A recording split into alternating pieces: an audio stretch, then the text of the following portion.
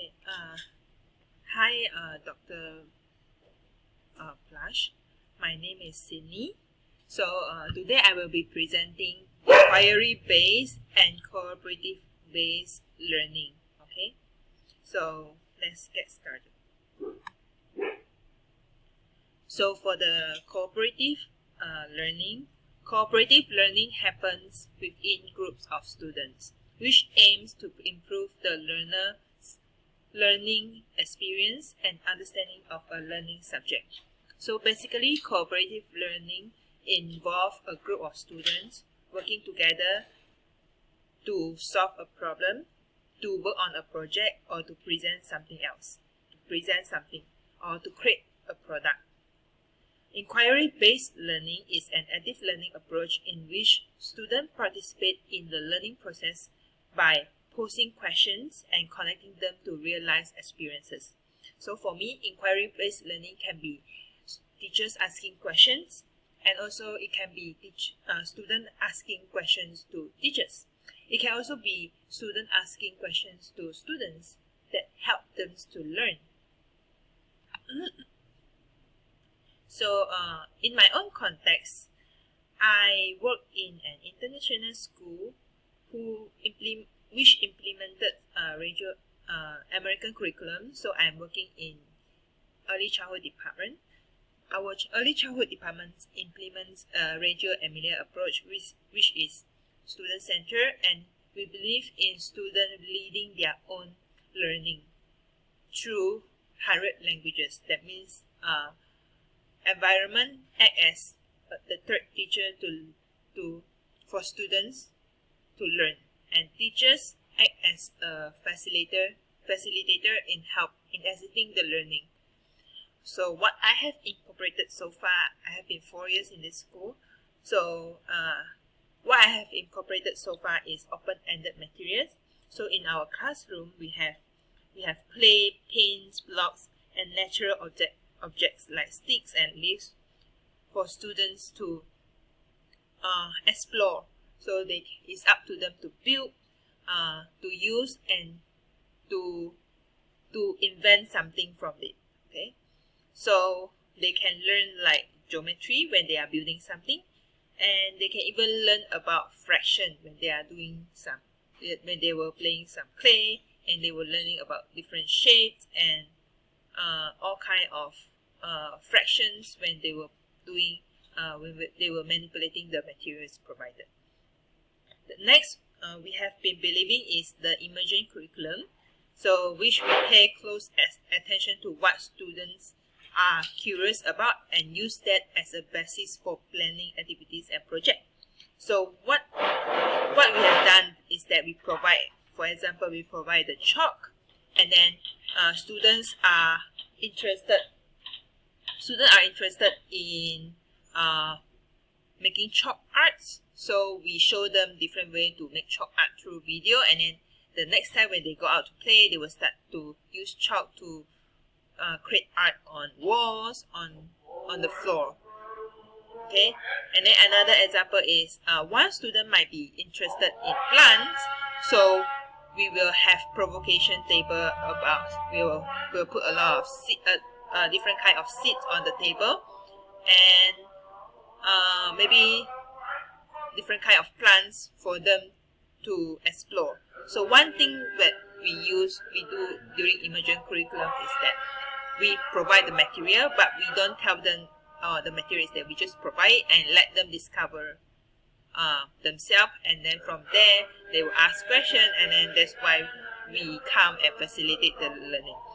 The last thing that I have incorporated is real world problem solving. So in numeracy, we ask students to create their own word problems story that is related to their life. Like if my mommy give me 5 candy and my brother took 2 from me, how many candy do I left? So they will answer this question, or they will ask this question to their peers during think, pair, and share. So however, I'm still learning. So what I have not incorporated is cultural exchange, like connecting with other kindergarteners or school from different regions or country for cultural exchange.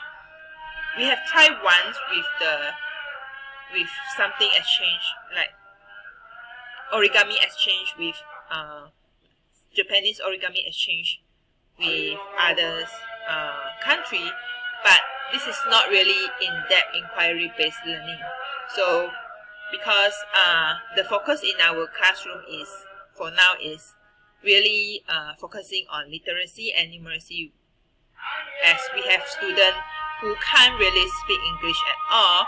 So I'm still learning how to incorporate cultural exchange at this stage, when the focus is more on building the foundation for literacy and numeracy, and more for social and emotional learning. Okay, another things that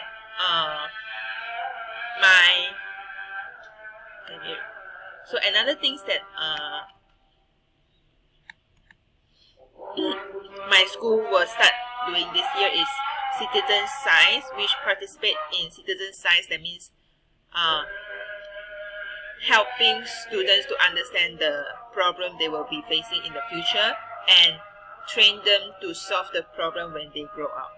Okay, so this is a big project and we are still learning how to incorporate it as the whole school. And the last thing is community involvement. Engage with local community to find opportunity for inquiry-based learning. So since our school is quite new, so we don't really go in depth with that. But there are teachers who are doing it in depth with higher grades, but not with kindergarten. So yes. So the advantages of inquiry-based learning is to encourage critical thinking and creativity and improve problem-solving skill, which I think is really important, because when they try to find solution for something or they ask question, they are thinking. Okay, so it also reduce anxiety and help with the personalization of large lecture, because inquiry-based learning is active learning. That means we break down big thing into small chunks, which student is able to do at a time. It's not too much for them. Okay. Another thing is we also inquiry-based learning also encourage differentiation and self-assessment. So there are different ways that students can ask questions, and when they ask questions, they are assessing themselves, they're assessing their own understanding. So next disadvantage of inquiry-based learning is time-consuming and challenging for students who are for teachers who are lack of experiences, and also it's very difficult to implement for larger class size, which is not a problem for now because we have a smaller class size in our classroom. So next is cooperative learning. So what I have incorporated is basically cooking and baking activities. We do it as a group, and then students have to read through, use their literacy skill and numeracy skill, have to read through the procedure within the group, and then they will figure out what to do next, provided with the materials. Okay, so another things that I have been doing is reading buddy. So we have reading buddy from especially when at the end of the school year, we have reading buddy from grade 1 to come to our kindergarten to pair up with our kindergartner and read book to each other.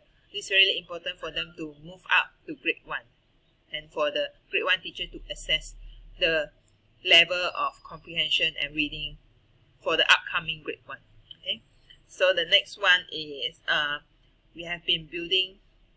We have different like building challenges and math bingo within groups.